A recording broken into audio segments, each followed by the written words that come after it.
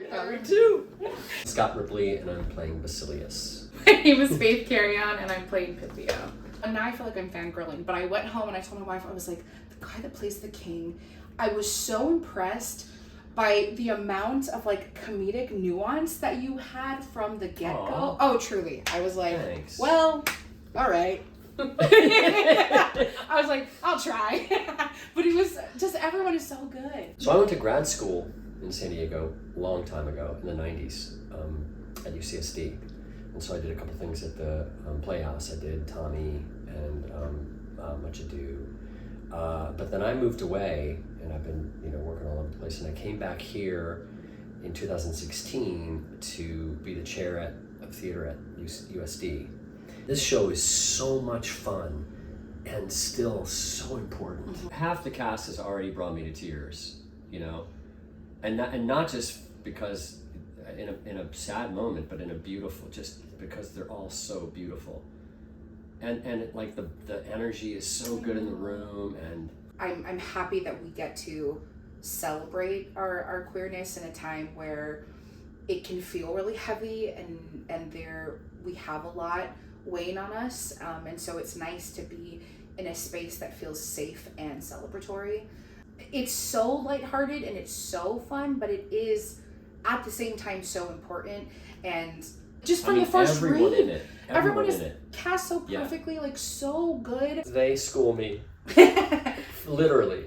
If Pythio is here, the king is here. So we're kind of on opposite ends of the spectrum as far as comfort in specifically gender expression. And I feel like it's essentially the first time we meet, I'm like, I'm gonna change your whole world and like outlook on. And it happens. Yeah, true. Yeah. And he's pretty I don't want to say against it, but just like straight up is like, nah, that's not happening. Yeah. They make these 4 predictions, right? Yeah.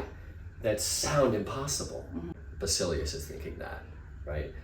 This audience won't think that. He's so clueless about his limitations that he thinks that he can prevent these things from coming true, right? Yeah, like he'll outsmart.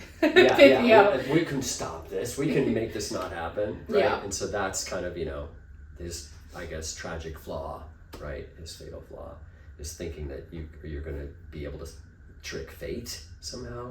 Yeah. Right? Especially literally like Pythio is not of this world. Like Pythio is literally not human. Right. And Basilius is this man that's like, right. I got it. And Pythio's like, no, like I know things. Like, I literally like died and came back to life in this other realm, and I'm like a snake, and then I'm an owl, and then I'm like all of these mythical things that you will never understand. And he's like, no, I got it. Yeah, he's clueless. Yeah, 100%. He's like, oh, we can do this. How are we going to do this? How are we going to outsmart this god? Yeah, yes, literal, this entity. Yeah. So very, very cishet for sure. Yeah.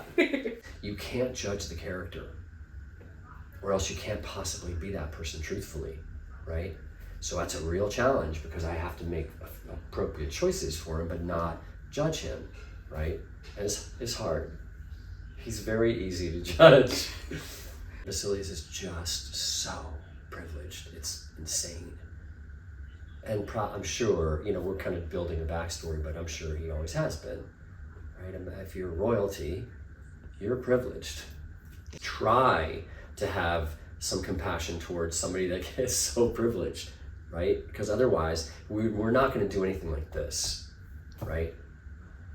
So I love his arc. I mean, by the end, he knows this is best for the kingdom, right? But it takes a tragedy to do that. Yeah. Right? To get him there. I really wanted to do this, partly because my daughter and I saw the original production at Ashland because I was up there at the same time, and she was living in Portland. It was and she came down to see it what was it?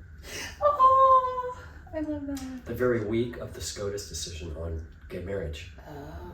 And, at the beginning, they ran the instead of the Ashland flag, they ran the pride flag up, and they hit the first chord, and we looked at each other and we're like, burst out crying,